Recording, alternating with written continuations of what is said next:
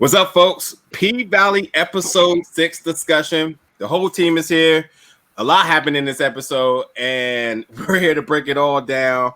We're getting to see Autumn and Mercedes building their friendship. We're seeing Mercedes and her repairable relationship with her daughter, and then her stepmother. We're also seeing Uncle Clifford bringing home his boo to his family. So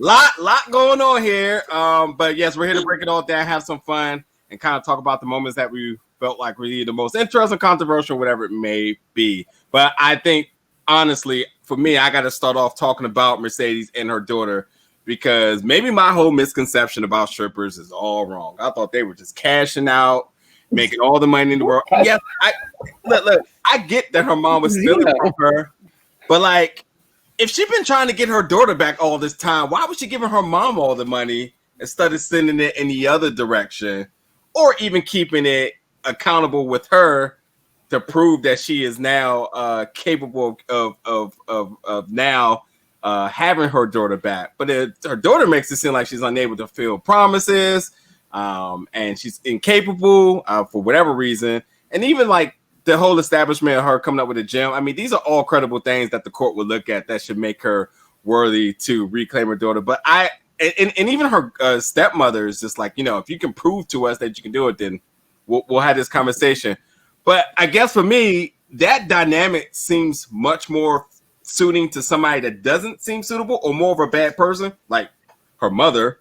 But I guess I wasn't feeling that, and I didn't see that whole angle coming about. So like, that's my first thing to kind of bring to the table. Is just like, what was your whole thoughts about seeing her being like considered the bad mom in this? Yet she's pretty good to all her mentees and getting them into the dance thing. So like, what am I not getting here?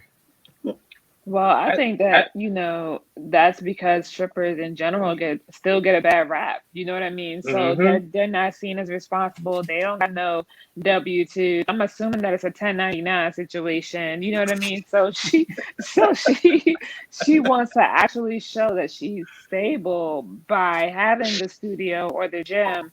So I think she was waiting for that transition to happen fully, so that way she could go back to the courts or to the stepmom and be like, look, this is legit. I'm legit.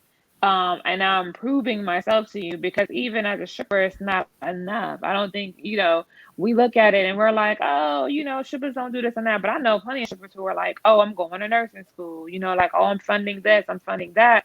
But it doesn't matter, because as of right now, you're still like brown sugar coming to the stage. You know what I'm saying? You're not Dr. Thompson. You know what I mean? So unfortunately, they're still viewed in a bad eye, which is where Mercedes is. And she's trying to say like, all right, look, I'm doing all these things. Her putting the money in the church was to help the church, but to also, help herself put in a safe space.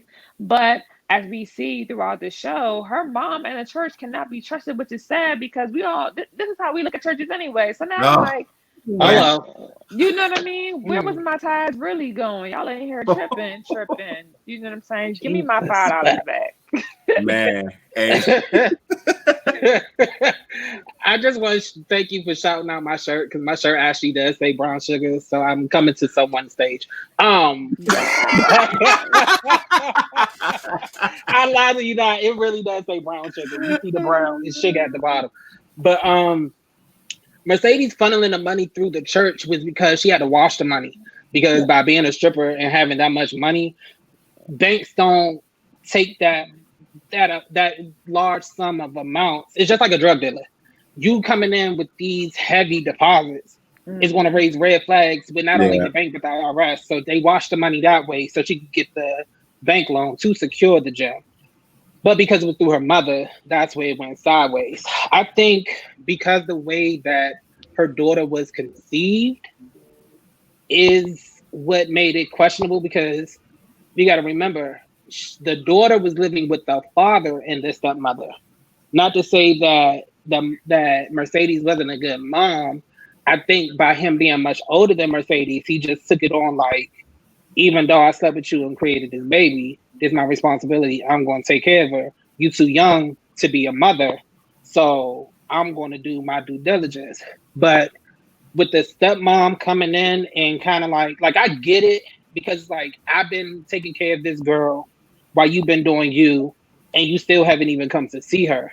But at the same time, that's still her child. You have to. I think when you're not the biological parent and you're a part of the foundation of a child, you got to think about the best interest for the child. And I think that the stepmother may need to try to meet Mercedes halfway to at least try to help her to become, because it ain't like she don't see her trying.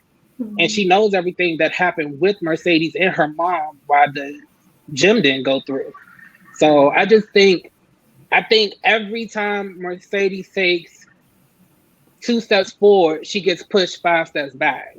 And it's like she just keep trying to recoup. Because even her relationship with her mother, it's like she was trying to prove something to her mother until her mother stole the money. And then it's like, oh, that's all. Definitely. She's definitely I think she's trying to have a certain image when it comes to her mom, because she obviously doesn't want to be seen as like the whore, the stripper in her mom's eyes. And I think because her mom always constantly throws God in her face, I think she's trying to like have that balance with her mom. And then on the other side, I also know that Mercedes' daughter's stepmother has custody of her. So I think that when you have custody of a child, you have a little bit more say-so in what goes on in that child's life. Right. And because Mercedes wasn't pulling her weight as far as trying to prove that she is her mom and she could be a mom to her daughter, the stepmom is like, you're not responsible enough to be her mother. So I think there's a lot of things that go into that. And then like you said too, Jamal, the fact that Mercedes was giving her mom the money so that she can clean the money for her, obviously through the church. And then she just scammed the shit out of her. See, I know this is gonna sound kind of idiotic, but see, I didn't see that because like if it was a progressive move for Mercedes, then why did she always feel so bad in doing so? That's why it came off to me as like her mom was like pleading her to give her offering for her collection, her tithe, whatever it may be. And that's why Mercedes was just like compelled, because she felt like she was doing the Lord's work, but also giving up all her ducats. So like, yeah, if it was a whole scheme of cleaning the money, then I mean, I don't see how she could have just been like. But it was also she was just lending her the money and that she would get the money. Right. I think it was, and that's her mother. Like you always want to keep that you always want to help your mom if you can, even if your relationship is strained.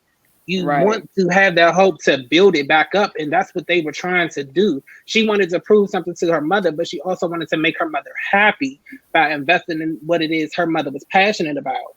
But once her mother got tricked by, pastor. Hello. They should just be like trick or treat. Yeah, she helped her right with that 10-piece combo. Listen, she was dead to her. She would have got a 2-piece to the throat. Yeah, I mean, piggybacking off of what Jamal said, it is that no matter what, for most children, right?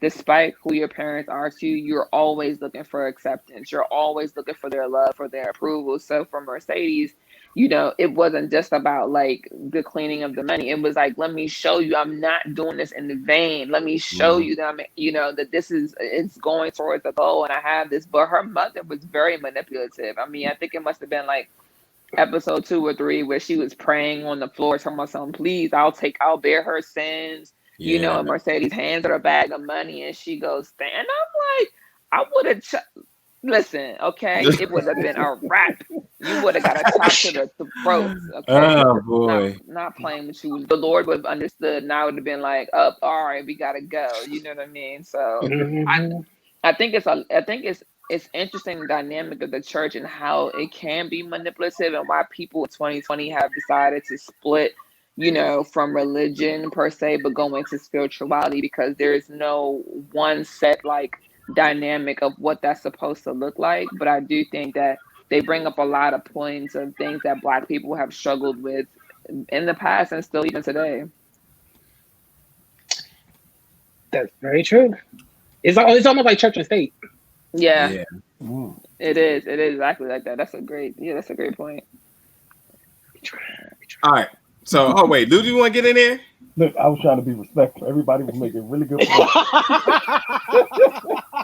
I gave up even my point. I'm like, you can change my mind a little bit. But so you saying you tied it on Sunday, huh? Hey, I'll be right there at Miss Patrice Woodbine's First Methodist Baptist. I'll be there. Well, well, as it pertains to their relationship, I think you should. Amaya made the point about her one just acceptance from her mom and figuring if I deposit this through you and I'm showing you that I want more, you'll respect me more. Mm-hmm. But it wasn't, to me, it wasn't just pointed at her mom. I think it was pointed at everybody. Mercedes just wants to be better. She doesn't want to fall in the same trap as she's seen possibly countless girls in her neighborhood fall in by staying at the Pynk and things of that nature. So she used everything and her mom as a way to show people I'm getting out and I want more. Mm-hmm. And at the time, it made her trust her mom even more when she shouldn't have. Right. Yeah. So for the next question I have for you all, there's a lot of little power plays, I'll say, going on in this episode. You have little Murda, and you have Keyshawn creating a bond of friendship, of movement. Mm-hmm. You have Uncle Clifford working for the CIA, finding out everything. And you have Andre, who is completely manipulating the deal here. So the question to you all, and there's a few others, but the question for you all is, who has made the smartest power play in this episode? And again, like Autumn and Mercedes, not only just constructing a friendship, but they're also making some money together, and they're creating a bond too. They're finding they're finding common peace together through their daughters. So there's a lot that's going on there too. But yes, who is making the biggest power play this episode? I think Andre. Yeah, the same name. I was gonna say, I said it's big and dangerous. It's very much so, because he is dwindling his godfather into thinking that he's actually buying these properties, not knowing that they're being leased to him. And because he knows how his godfather moves, it's kind of like because he's born and bred there, even though he's currently not a resident, he came back and he's seeing how his environment that he came from, that is still in the same predicament, if not worse. So I feel like he's trying to create something for even the people that they are selling to still be able to put something back into the community by it being a lease agreement. Because at any time, there's a statute of limitations on that lease. Yeah. So once that lease is up, I'm reclaiming my time and I'm getting back what's mine. And I think Andre is making it, like Amaya said, very dangerous, but I think he's the smartest power play. And then I think Murda and Keyshawn. Yeah, definitely Murda and Keyshawn. Yeah, because that's a big deal, because like Uncle Cliff was saying, like, you can't take me out on a date. You can't do the things that you're saying that you want to do with me. So I see the business that him and Keyshawn are building, because she's trying to get, make a name for herself. And then she's also trying to help him because he's her way into whatever she's trying to do. She needs to leave the white boy. And I'm quite interested to see how that plays out. Yeah, social media influencers definitely can really rocket ship somebody's career. So, with Keyshawn now becoming the most prominent stripper in the club, in the Pynk, and Lil Murda got the banking track. He has the token piece, and he has the viral video. Yeah, World Star, right? And we I haven't know heard nobody some of hyped to the be on World Star in years. that kind of threw me off for a second. I was like, World Star. I was like, oh yeah, that is still a thing. But yeah, I mean, we know a bunch of artists who got their big, get from dropping a banger in the strip club, especially down in the South, and their career went off. I mean, it may not sustain, but it damn sure took them somewhere. Yeah. So it was smart for it because Lil Murda didn't know what to do. He does not have the right people around him. He did do a good thing with the DJ, and maybe there's I don't know that situation with Uncle Cliff is going to get messy because that was kind of it could have been straight. It could have been straight romantic from the break, but to me, it came off as like, well, if I get in here, I can do this, whatever. At some point, true intentions is going to come about. But nonetheless, this solidifies his career for sure. And I think the way how they both approached it, of like, hey, are we serious about this? Where are we going to go? The only wrinkle there is all that social media influence that they're doing together and that image that they give him. Yeah, Keyshawn has this abusive boyfriend that has definitely taken her to the third round so far, and it's definitely a 7 to 10 scorecard. So I'm not expecting him to be any happier with this. And quite frankly, I'm really not the person to say this in movies or shows or anything like that. But I am definitely fearful for this character now, because I think like there has not been tragedy yet. And I'm fearful that may be where this character may be trending with this because that situation is not getting better. So, I'm but yeah, scared for her. I definitely think that's a power play, and I think it's going to influence not just them but everybody around them. Yeah, I agree. I think that for me, Andre, I I wasn't really a fan of Andre because I felt like he was gullible. Like I probably guess like episode 3 when they have that meeting in the strip club and he's trying to tell the brother, yeah, you should just sign the papers, blah blah blah. And the brother's telling him like, no, leasing makes me more money. You know what I mean? Like I'm trying to have something, and then he's going down this road of telling Andre, like, hey, we're kinfolk, right? And he's like, we're not kin. Like, bro, the dude is just light skinned. Like, come on, like y'all kin. Like, it is what it is, And I think the dynamic between like white, or light and dark skin, or white, light skin and brown skin, dark skin, whatever. That the dynamic always makes a weird transition because it was like he had to see it in action. Like for me, I already knew it was coming. When I saw them playing with the gun, I was like, I already know where this is going, right? Because it's two white boys. Like I'm hip, but I think for Andre to have to see it, for him to know it's real, kind of blew my mind. Because I'm like, bro, you're black. Like this dude is just light skinned. Just because he's mixed doesn't mean that takes away from him being black. And you already know how that is, especially in the South. But I guess it had to happen for him to see what that means, and now for him to go around and manipulate the paperwork to be like, now we didn't get it, and now he's changing it to lease and this and the third. But I can see how Lil Murda and Keyshawn's is also a power play as well, and I do fear for her. Like you said, Najir, I don't think that I think she's playing with shit. She's not even playing with fire. She's playing with like a whole stick of C4 at this point. You know what I mean? Like you going, but I mean, but hey, who knows? Maybe she uses the gun that Autumn leaves in the locker, and but I doubt it. So whatever. And I think she will, and then she'll go to jail. yeah. That's the tragedy. That's gonna be That the white tragic boy about part to of it. knock her sonic rings out. She keep on getting on Instagram. I think that's another thing that really is confusing about that move with them. Even though I do think everybody here made a great power move, but that's why I put them right below Andre is because of that reason. Like Yeah, they're both dangerous. this could end immediately. This could end. Like Yeah, at least Andre's would take some time because once the lease is signed, there's his goddaddy can be mad, but it's not much that can be done about the actual move that's been made. right. Unlike Lil Murder and Keyshawn, where the guy kills her, that's it. Ain't no more power move.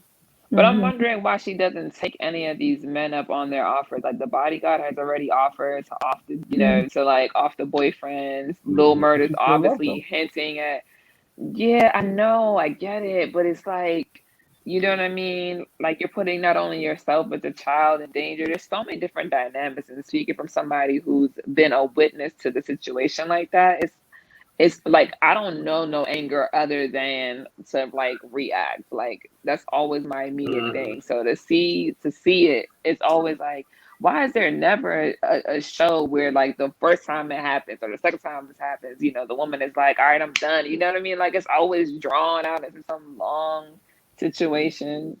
But I get you though, Lucas. You're right. She does love him, and love make you do stupid things. Yeah, unfortunately. So what we didn't talk about was the is he the manager of the club who goes to the white dude? Just about to talk about that. He get ready to get his out. He's looking to hold something. Yeah. Is he doing it for the club, but he's doing it for himself, right? He most definitely said he had to protect himself here. So, but he did also say that he wanted to show Uncle Clifford like, this is my time to help.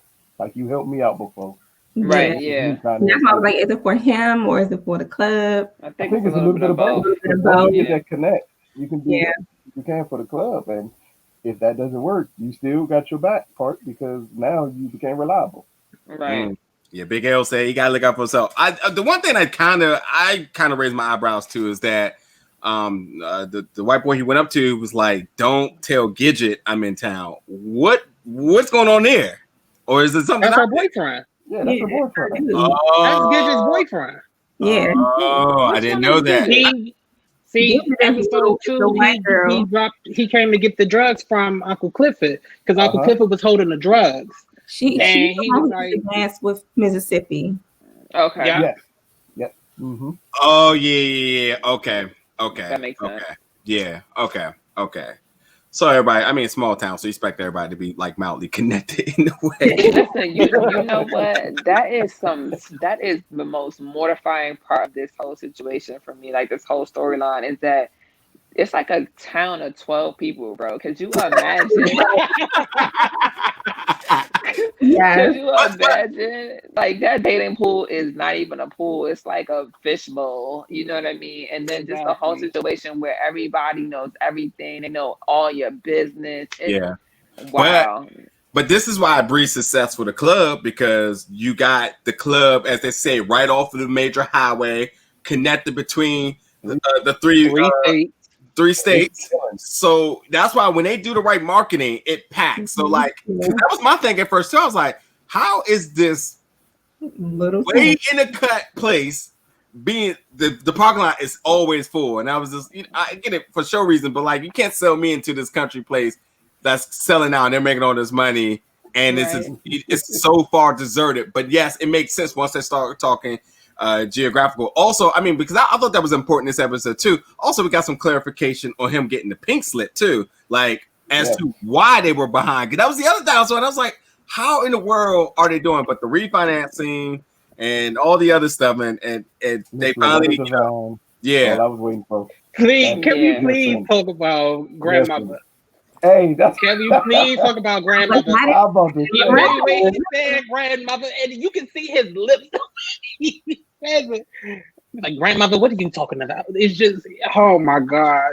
My favorite part is when she goes, well, I couldn't see that the numbers were wrong, baby. I said, no. Of course you couldn't. My part was, oh, damn. What she say? She was like, first of all, God don't want me to suck his dick. I still got my teeth. Well, I tell you, I lost it. Yes. I had to reach for my inhaler. I could not breathe after that part. Can we talk just a second about Loretta Devine's career? Love her. She done went from sister to auntie everything to mother, now grandmother. She's in her 70s though. She's supposed to be grandmother. Grandma. She don't look like somebody's grandmother. Look, I don't need look, she killing it. With the salt and pepper curls. The moment I saw her, like, everything about it made her about this episode lit up even more. Yeah. Amazing.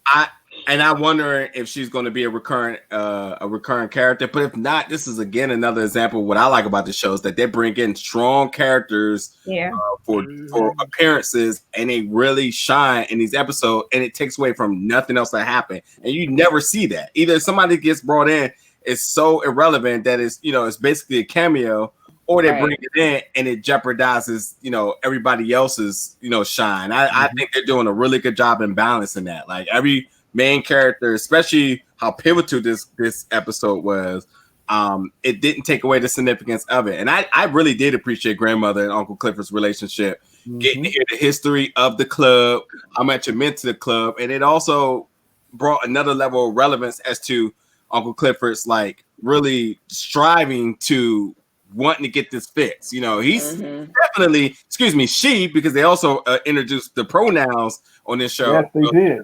Finally. Yeah, so I thought that was key too.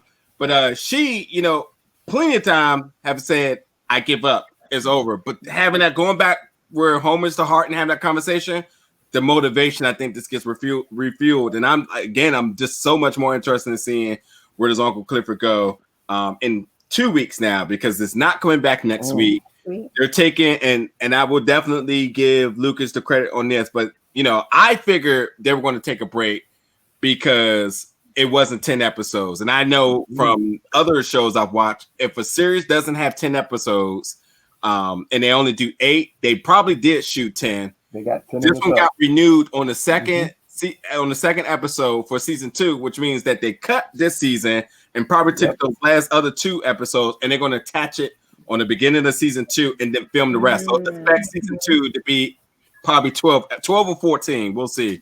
But the other important thing what Lucas was saying is that by them giving this gap here, this, believe it or not, this show has been killing it. If you all don't know, has been killing it in ratings, viewerships, subscriptions, all sorts of record for Starz that has power on it. So why not coast that momentum into Power Book 2, which comes out a week after this? So I think it's a good marketing thing for Starz.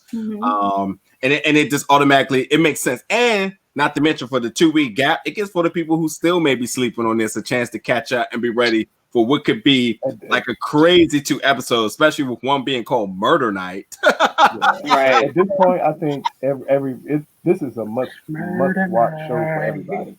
Yeah. So many people are finally catching up to it.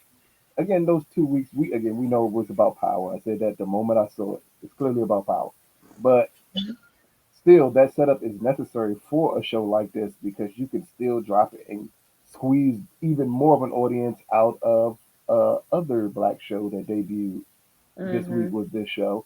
So once those eyes go there, maybe they'll go to you instead. I think that's the power play they're playing here. And you take those 2 weeks just to build P-Valley to those last 2 episodes to be unbelievably huge.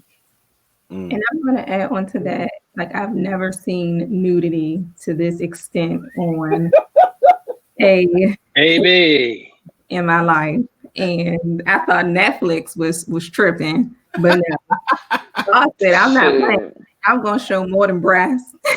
More than they let it swing, okay? Yeah, they did. They definitely did. The first came on. 30 seconds is episode 2. My man just and I'm like, what the hell? But you know what? I'm gonna say this. I'm actually really happy because after seeing 50 Shades of Grey, and I feel like they only want to show the parts of the woman, it just kind of makes me feel like we sexualize women too much.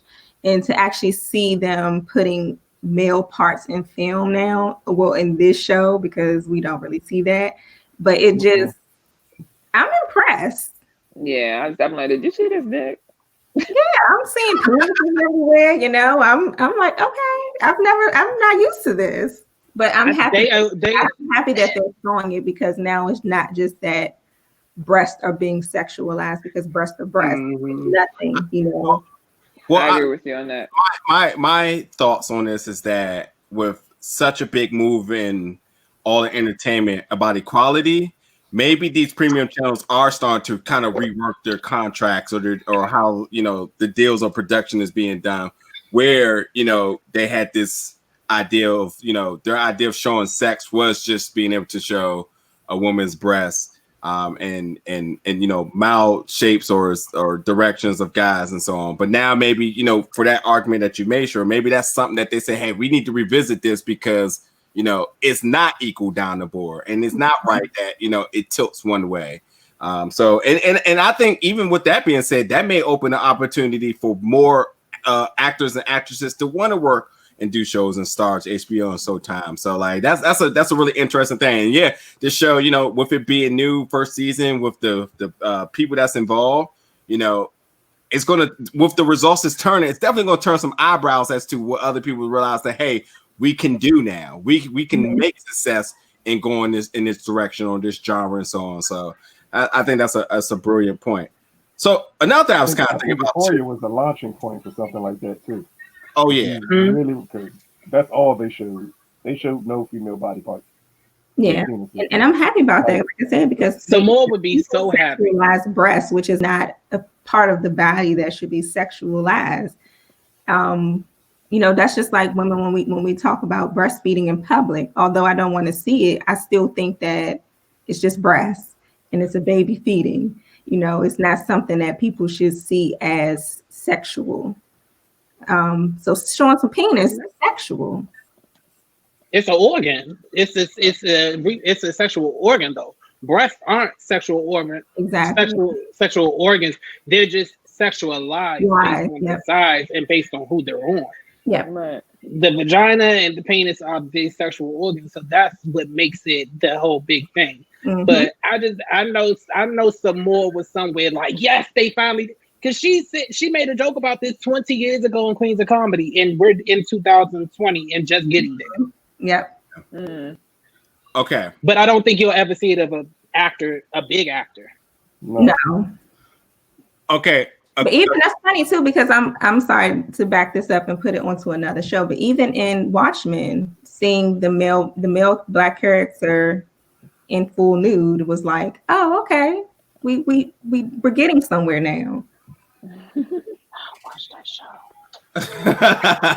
Okay, so a couple other things that kind of happened in this episode I'm going to talk about too. The first thing is with Little Murda. Two really key things I saw. Number one, Little Murda definitely dodged the studio time to be with Uncle Clifford. So the first question I ask you, are you buying or selling this relationship now? Because that's a really, really interesting thing in priority here. If there's any doubts or any kind of question, I think that brought a little bit more clarity to it. So you buying Little Murda's now love for Uncle Clifford. He then seen the family, came out with grandmother. He done skipped studio time. He already said he dedicated a song. So it's not so much as a business deal for me. This actually seems like this is authentic. You buying or selling this? I think that you can't fake sexuality in that way. For a man to become sexual with another man in that way, I don't think it's fake. Although I know that it happens or that it could happen, but I don't know why it would if you're not gay. But I just feel like it's real. I think it's real. I'm buying into it. I bought into it episode 2 when he came in and was cooking. Because he actually tried to think. I'm trying to tell you, like, it's the littlest things that mean the most. Like, he didn't owe Uncle Clifford nothing to come in there and actually get in that kitchen and like, let me put you on game real quick to help you out that I'm not even benefiting from. Yep. So but see, he could have been doing that. It's like, hey, I'm teaching you how to get your kitchen up. They already don't have a liquor deal, so they're not making anything else besides what's happening as far as with the strippers. If you do that, then you can throw my track on, so. But he did try that. Uncle Clifford said it's not good enough. You need to go back in there and get something that thump. If you want me to play it for my girls, for my headliners. They did talk about that. Yeah. Right. I just don't see him faking that. It's no need for him to fake that. Yeah. The next thing is when Little Murda goes into the studio finally, and he's around all his boys, and they are all either hating, looking suspicious. As far as I'm concerned, he's sitting in a bucket of crabs right now. Absolutely. Where do we see My this friend going? already hinted at something. That's why they were fighting in the club. So I think There's no hint about it. He ain't around no more though. Yeah, I was about to say he wasn't in there, but there's a whole bunch of other. You know how honestly men run their mouths. I'm about to say that. Yeah. If one thought it, everybody knows. Say something. So he absolutely needs Keyshawn in this situation. He needs her. So there's no way out. The DJ know what's up. Yeah, absolutely. Hey. Yeah, they ready to eat. They ain't putting in no work. That's the wildest part to me. They are all of them are thinking cha-ching in their head off his. And again, like Leah, like the DJ said, you got to come back. You got to put in more work. The DJ get it. Keyshawn gets it. All his boys is looking to come up off of it. If this ain't the truest depiction of most people's rap career, I don't know what it is. Yeah. Facts. I definitely think that with this situation, you're looking at how one person is doing all the work, and then you got these other people, because DJ and Keyshawn, I think, are looked at as outsiders to a degree from the people that he came in with, right? But they're willing to put in the work, and they're willing to push him harder to get to where he needs to go also, because they have somewhere to go too, whereas his friends are only thinking about the benefits. They're not really seeing the whole picture. So I think that they are suspicious, very much so. And then they also have that crab in the barrel mentality. So Keyshawn is willing to put the pieces together and finesse, sitting on his lap and kissing him and this and the third. She's willing to be like, listen, we gonna fix this and get it where we need to go until they could probably either get rid of who he got in his circle or get them in line, and then that could be a whole different thing. But as far as they're concerned, they need to get them in line. They're out of line. They're out of order. Mm-hmm. They ain't putting in no work. You know what I mean? Yeah. The Future and Young Metro, that they could be the next 1-2 punch. Never scared of murder, man. If they put in the work. You said Future and Young Metro. Yeah. Yeah. If Metro don't Yep. Hey, they could be the next 1-2 punch, man. Look, you gotta respect it. First of all, real quick too, just so like everybody can really like put this into perspective. Strippers and DJs know what makes the club bounce because they are in that environment. So why Cardi B is so hot. So when DJ Never Scared gives advice, he may come off a little bit comedic, but you have got to take every word of what he's saying to the table because he sees it and he knows how it moves. So like, if he can drop these hating dude, the one dude hating so bad, I mean, the cinematography zoomed right in on him, and he looking like, I'm like, this, murder night, we'll be seeing him 100%. We'll be seeing him doing something spicy. We already know. So, but like, yeah, if and that's the thing, Lil Murda really is in a come up position. He has the club backing. He has the hottest stripper, and he's cool with the DJ who's also trying to push him. Man, I'm trying to tell you that the character is going to get real interesting. We're not just getting an inspiring rapper like most shows or movies always want to do. We're actually going to see something that got some substance here. That's a little bit unique. Okay, but another little thing we definitely got to talk about is what's his name? Is it Darnell or Darrell? The neighbor. Brother? The neighbor. Oh, the guy across the street. Oh, the neighbor. Oh man. Darnell, I thought. Yeah, okay, Darnell, right. So, yes, Darnell, right? So, Darnell. It is Darnell. I'm the only idiot that thought when Darnell said that he was putting his house arrest on an oink oink. I was like, oh, he got a pig at the house. This dude got a whole man, a whole person, a whole fat boy. That was young Doughboy from Boys in the Hood. They just froze him. That just threw my whole life when I was like, damn, that was a whole person. But yeah. He did his transaction, and lo and behold, he see Autumn as looking for missing persons on the wall. Yeah. He's like flabbergasted, which I don't know why that was the appropriate response there. Because making fake IDs for her anyway. Yeah, I was about to say that. To me, it's like, yeah, okay, cool, right? But like, yeah, what are you guys making of that? As that was was there a reward for her? on that No, post she was just listed as it was. as missing I thought it person? was a reward. I no, thought it said just missing. reward at the top. It didn't miss it at the bottom. Nope. Just Oh, I thought it said missing. Like I said, So- that could be another reason why his face was like, shocked. But of course, obviously, because he's been making fake IDs for her and she's a whole missing person. I cannot wait to find out who the hell this man is. Montavia is, who is it? Is he DL? Yeah, I think that is it. I think that had that chin, that jaw. I Who think you he's say? probably just like, wow. I don't think the fake ID is gonna catch up. I was to being him. funny. I was being funny though. I But don't think I'm the just fake curious, ID is going to catch up. But I just Yeah. think that he's just surprised because he knows, he knows her. He He's seen knows her. her. He knows she's Mhm. alive and well. So for somebody to So be he's like, looking why is she for her, missing? Yeah. right? That's the Yeah. thing. Because if I know somebody and then I'm out and about and I see this missing person, I'm like, oh wait, this can't be good. That's my first instinct. It can't be good because somebody's out here looking for you. That usually means that trouble is following, not too far behind. Absolutely. And my thing too is this leads me to, is she going somewhere? Is she leaving? Right. Because the way she did ended that say phone goodbye. call. She did a phone Right. call with Andre. She's like, bye. Yeah. And he ready to risk his I don't- whole marriage.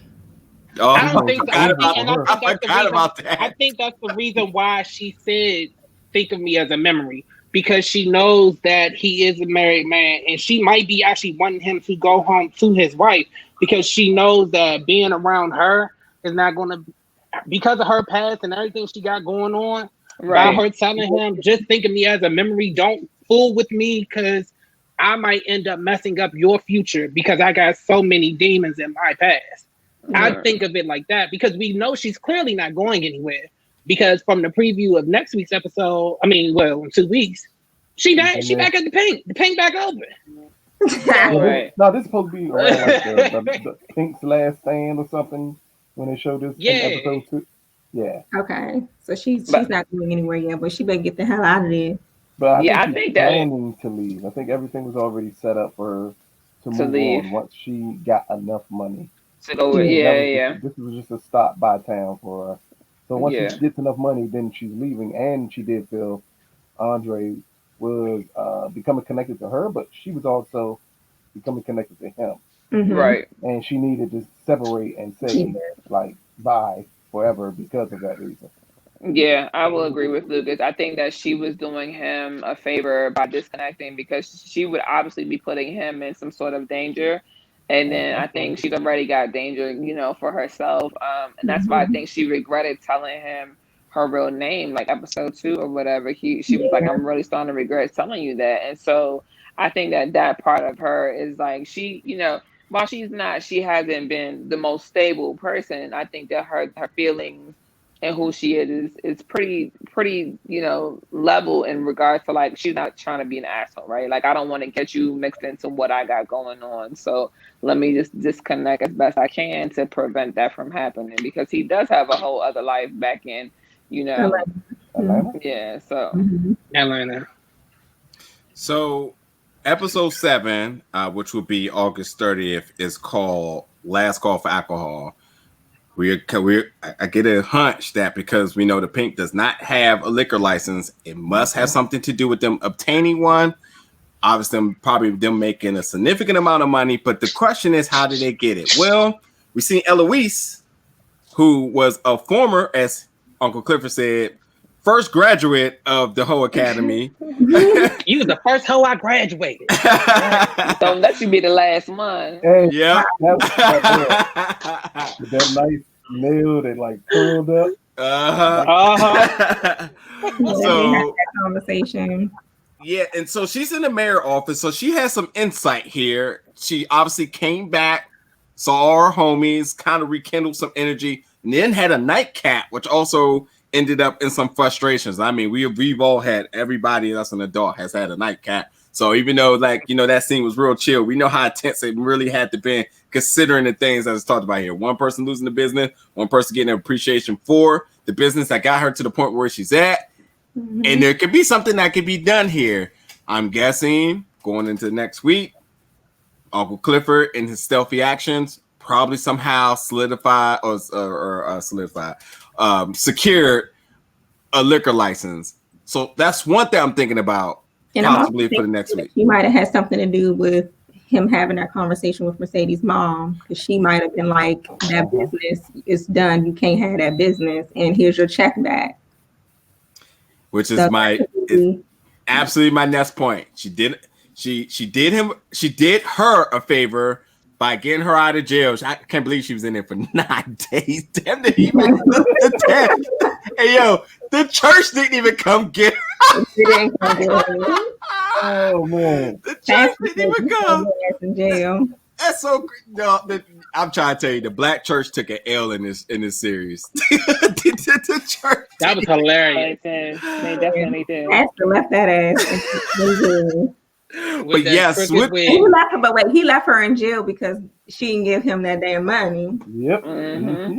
Yep. He married her. So what do we thinking here? Is Uncle Clifford making some significant process that's ultimately going to save the Pynk? Or are we going to see the Pynk go to auction? Like what's to come? Not the auction. I actually think it's going to come up with. I think he's going to come up with a plan. I think he might as well buy it from him. That's what I was going to say. I actually think that it will go up for auction, but I'm thinking that Mercedes' mom might be able to pull it off and snatch it before it gets all the way up the road. I feel like there's some sort of back twist to that, because you don't leverage your house or your business without having some sort of some sort of whisper to know what's going to happen. So I think it will go to auction. But like Jamal said, it's going to be a twist. I think whoever gets it will be in cahoots with Uncle Clifford. But I think that maybe taken away from that, if it doesn't go to auction, it feel like the storyline would just be a little bit too predictable. So I'm not too sure. That's why I think I think all Paul's idea will happen. However, I think there's going to be a power play in that comes out by Uncle Clifford putting up his club to get Patrice out. And he knows how much the mayor does not want him to have the club. I think there might be some switching of some names just to stop that 14-day, that auction block from coming up. And I also think that there might be a little monkey wrench thrown in where, because Uncle Clifford got the sheriff in her back pocket, I think that the mayor might try to make an executive order to come in and raid the Pynk and catch them with the liquor, possibly. Okay. And then try to make that power play, but by Uncle Clifford being in cahoots with Patrice, it won't go in the mayor's favor because it's no longer Uncle Clifford that he has to answer to. So foreclose the Pynk, it would be Patrice. Yeah. And she could say it's for the church. It's an investment to redemption. Come on. Saving souls, one pole at a time. I have a question. Is where Miss Amber Knight getting this money? Huh? Where's she getting this money? Who? Miss Amber Knight. Autumn is getting it from Montavious offshore account, because think about it. Think about how much she knows about all this sharing, all of this information about how businesses, appraisal prices, all of this stuff. She's been around it because clearly this is something that Montavious does. But where she messed up at is that she started putting her hand in the piggy bank and snatching out dollar bills before she had an account, if this man was alive or not. But there's still some smart in it. She had to do it because if there was an account of him being dead, that she couldn't touch the money because it gets frozen once the person is identified as deceased. But she needed to keep her ear still to the streets of Houston to see, hey, y'all know where he at, because once he sees the money moving, that's how this man came from Houston all the way to Mississippi. So he knows that's where the money is at. So that's where she's getting money at. Too. He's been watching that account. He been watching it from the motel room because he mind you, he came up to They all stayed in that same Best Western. I'm trying to tell you. They all stayed in that same Residence Inn. In the dark, too. No lights. In the dark. All the way in the back, that last row. They all stayed in that same hotel. He's been monitoring it from there. They are all in the same knockoff Marriott. But can I say this real quick about the power plays? And when we mentioned Lil Murda and Keyshawn, the only thing that pissed me off about that power play, even though it is smart, I actually think that Keyshawn, if she is careful and is lucky to come out of that unscathed, she might actually try to come and bump Murda's current manager out the way because it has created clout for them. Because think about how much she was putting onto him when they came and met in the parking lot. And when she was like, you don't have this, you don't have this, you don't have this. You don't have a manager. How are you going to... Right, you don't have. How are you going to sustain your popularity and you don't even have this going on for yourself? Yeah. So I think that might be her other move too. But she better be careful. That white boy, I'm trying to tell you, he's gonna knock her Sonic rings out. Yeah, 2 more episodes to go in this season. A lot that can unfold. Is the casino deal going to get done? Is this land lease purchase going to get done? Is Autumn finally going to get caught? But there's a lot that's going to go on. Will Mercedes get her daughter back? Like, I'm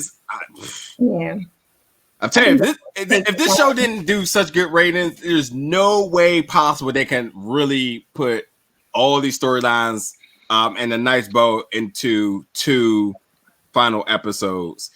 They definitely know that where they got a good point where they can leave off at and still leave a lot of intrigue for everybody to tune in for next season. And then I also expect it to not be sitting on the bench for like another year or so. I would expect it to come back 2021 at this notion. So that's exciting. That's always good news. So I think, this definitely, again, gives the people opportunity to catch up for all the episodes that they haven't. And for it to be our episode, it breezes by. It almost seems sinful that it's actually an hour because, like, with the music, the visuals, just the comedic relief is to it, but still telling good stories, it almost really feels like a tight-knit 30-minute episode or something. Before you know it, the episode's done, it's been an hour. So I enjoy it. I like it. Any other closing remarks before we get out of here? I got one. Go. You raise your hand, so you definitely go. I think the persona that Little Murda puts on is because he's been fighting his true self. Like, I think who he is with Uncle Clifford is who he really is. Because I'm just going to throw it out there. Being from the lifestyle. Ain't no DL dude just about to come out and be like, oh, you was a little ass queen even back in the day. First of all, what DL dude you don't know the word queen? Right. He knows when to use it in the right context. So I think that's been him. Who he is with Uncle Clifford has been him, but his surrounding made him what you see. I think everything you see as it relates to him coming around his friends and coming to the Pynk, that's just a persona he puts on. I think his true personality only comes out when it's with Clifford and only him. Her. I'm sorry, still. I also want to add really quick too that I like the fact of them being able to showcase racism, colorism, and just the